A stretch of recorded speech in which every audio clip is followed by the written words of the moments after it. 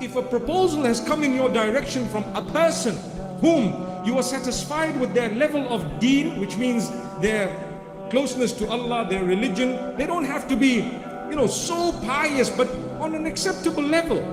Perhaps they read their salah, they're responsible in their relationship with Allah, and secondly, their character and conduct is of an acceptable level.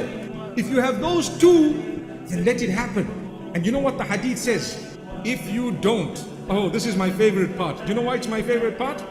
We say it, we repeat it, and we see parents do exactly the opposite and face the same consequences mentioned by the Prophet ﷺ, and they blame everyone else. So the hadith says, if good character came to you with decent deed. Now what does good character mean? You need a responsible guy, responsible person. So you have responsibility, mashallah. They're responsible and they have deed. They're good character. I can talk to a young man for a few moments and I can have an idea of how he carries himself. For example, I may not know the details, I could find out. You could go deeper and deeper. And don't just be satisfied at a statement uttered by someone, you know what?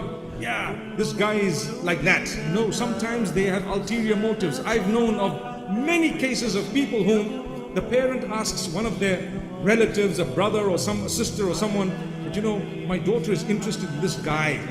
And they say, no, he's on drugs. But you know what? He's not. So why did they say that? Because they were eyeing out the same child for their daughter. SubhanAllah, wow. It's a reality.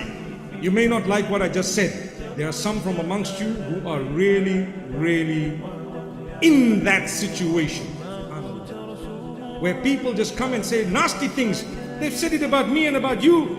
Anything they can say. This guy is like this guy promotes violence, he hates it, and you know it's not true. It's absolutely false. But why do they say it? Because of some weakness they have. You need to help them. The problem is you've just destroyed someone's life by lying. You speak the truth.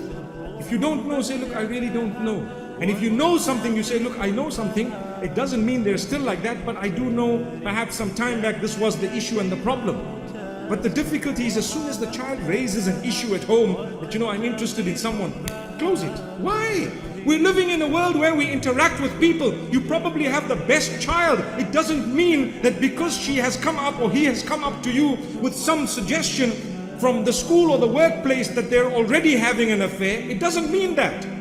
It doesn't mean that they've started in a haram way. Not necessarily.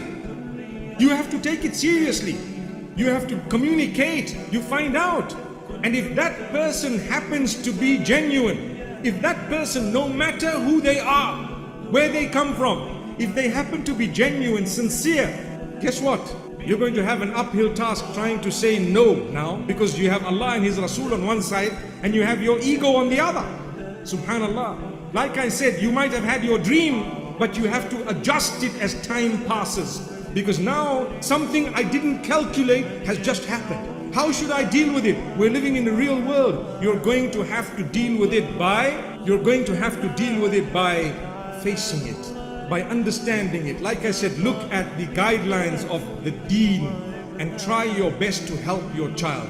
My beloved children, definitely take what your parents have to say seriously. And if they don't listen to you at all, try again and keep trying.